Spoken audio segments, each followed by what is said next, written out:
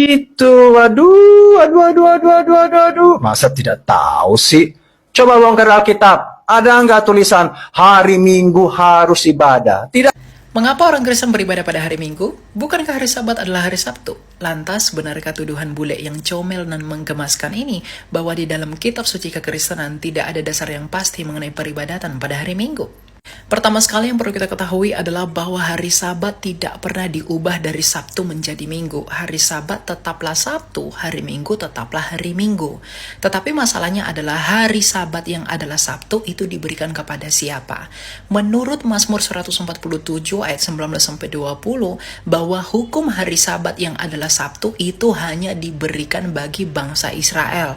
Dan di luar bangsa Israel, Allahnya Israel tidak berbuat demikian. Artinya hukum hari Sabat yang adalah Sabtu itu secara eksklusif diberikan bagi bangsa Israel saja.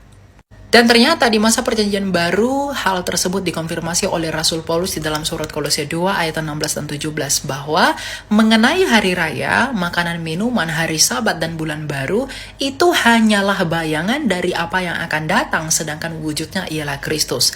Masalahnya Kristus sudah datang dan wujudnya itu telah tiba, maka bayangan harus ditinggalkan. Karena hari Sabat merupakan bagian dari bayangan dari kesempurnaan yang akan datang, maka bayangan harus ditinggalkan karena wujudnya sudah datang. Yang artinya, Yesus Kristus sendiri merupakan sang Sabat itu sendiri. Hal ini senada dengan ucapan Yesus Kristus bahwa ia datang bukan untuk meniadakan hukum Taurat, melainkan untuk menggenapinya.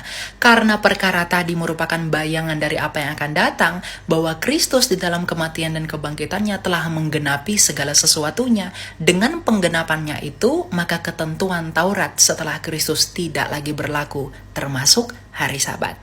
Loh, bukankah Yesus sendiri juga merayakan hari Sabat? Tentu saja, dia merayakan hari Sabat dalam keadaannya sebagai seorang Yahudi, bukan sebagai Kristen, karena dia harus taat dan sempurna kepada Bapaknya di dalam ketentuan Taurat menurut Galatia 4 ayat 4. Dia harus takluk sebagai manusia yang taat untuk menyempurnakan ketidaktaatan kita di kayu salib.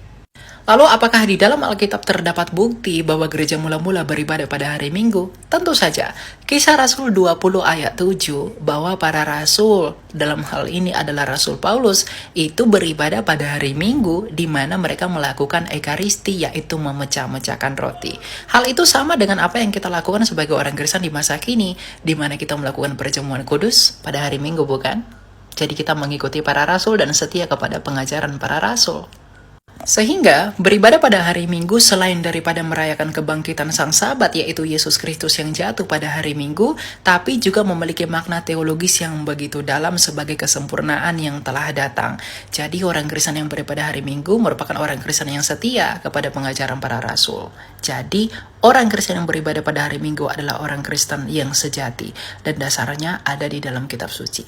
Jangan menuduh sembarangan, jangan mengatakan orang Kristen gak jelas. Itu hanya menunjukkan bahwa Anda kurang literasi. Belajar terlebih dahulu sebelum menuduh. Itulah yang baik bagimu dan bagi hidupmu. Tuhan berkati.